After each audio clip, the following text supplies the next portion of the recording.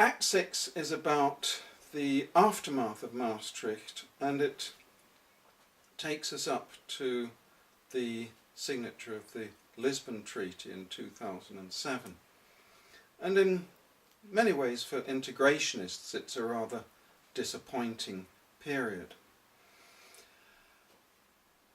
As a condition of the single currency, the Germans had been very clear that countries wanting to join had to respect quite tight financial disciplines.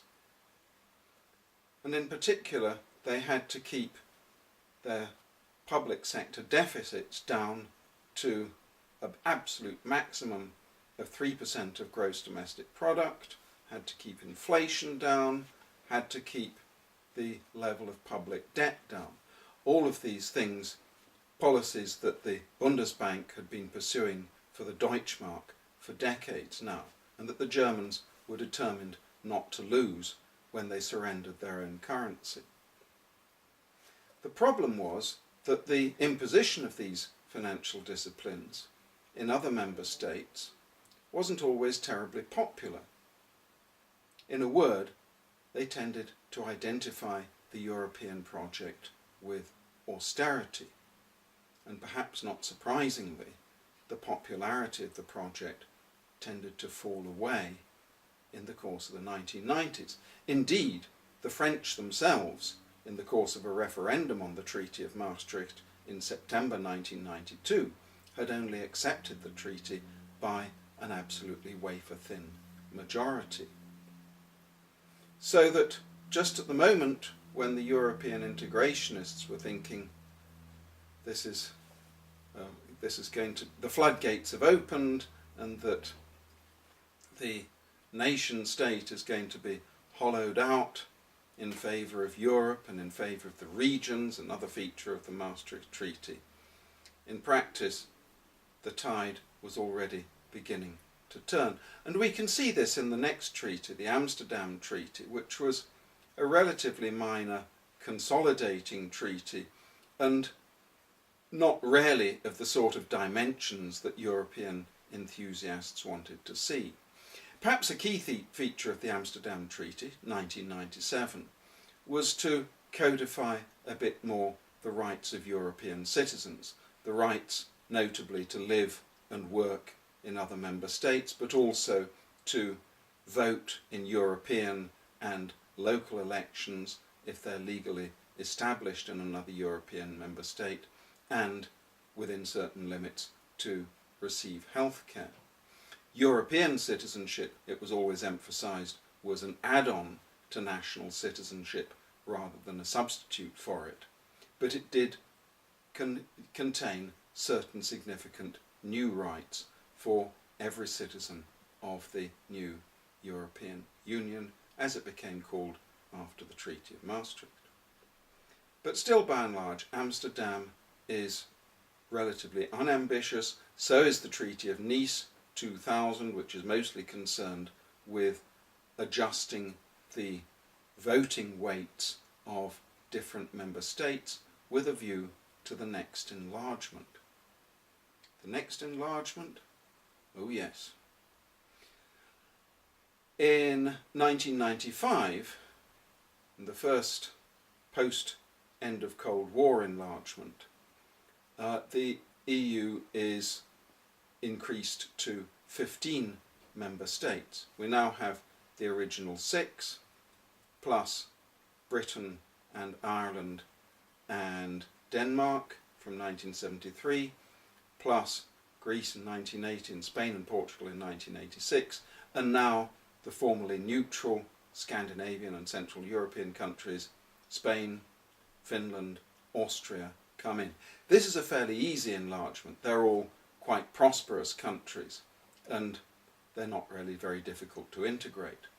Altogether more challenging, however, is the enlargement at the very beginning of the 21st century, 2004 to be precise, which is the first real post-Cold War enlargement, because it includes 3 former Soviet republics, Estonia, Latvia and Lithuania. It includes the so-called Visegrad group of Central European countries, Poland, the Czech Republic, Slovakia and Hungary. It includes one former Yugoslav republic, Slovenia, and it includes two Mediterranean islands, Malta and Cyprus, or the part of it that isn't ruled by a pro-Turkish government. 10 more member states. It's quite an ambitious project in terms of population, but also in terms of the relative backwardness of many of these former Eastern Bloc countries, whose economies are still in a fairly rocky state even at the beginning of the 21st century. The immediate problem of sorting out voting weights is covered by the Nice Treaty of 2000, in advance of the big enlargement. But there's also a sense at the outset of the 21st century that maybe Europe should try and define its own end state. Rather than lurching from one treaty to the next, maybe it should actually try and say what it was about. What are the things that it's going to deal with, and what are the things that it isn't? And this notion found expression in the project of a European constitution, first outlined by various European statesmen, including German Foreign Minister Joschka Fischer, French President Jacques Chirac, in very different ways, finally taken up by a so-called Convention on the Future of Europe, chaired by Valéry Giscard d'Estaing from 2003 onwards, and set out in what was termed a European Constitutional Treaty in 2004. In some ways, the Constitutional Treaty was a sort of codifying exercise. It incorporated the existing Treaty of Rome, Single European Act, Maastricht Treaty and so on within its purview, and it also clarified and simplified a little bit the institutions.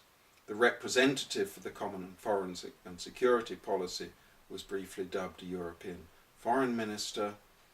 The flag was set out as part of the Constitutional Treaty. The principle of qualified majority voting was adjusted so that it became not a formula of a fixed number of votes for each member state, but simply a proposal is carried by the Council of Ministers if it's voted by at least 55% of the member states, representing at least 65% of the population, and so on.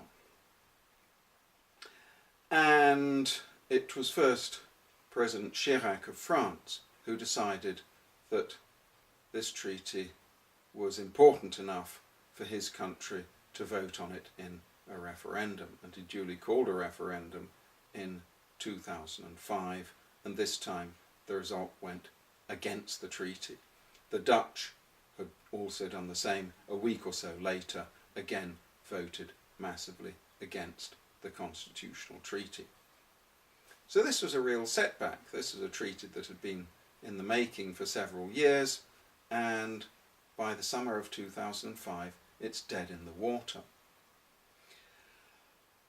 The French and the Germans in particular managed to salvage it in the form of the Lisbon Treaty, which simply includes the new institutional provisions of the Constitutional Treaty almost unaltered, leaves the economic stuff in the form of the existing treaties, scales down some of the symbolism, notably that of the European Foreign Minister, and leaves it at that.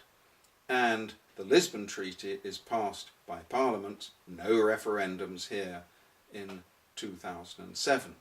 Some people see it as a rather sneaky sort of backdoor way of getting a European constitution onto the statute books, but after all, it was agreed by heads of government and heads of state, and it was ratified by every European Parliament. That's 2007. And 2007, of course, is the first of the crisis years which take us to our final act.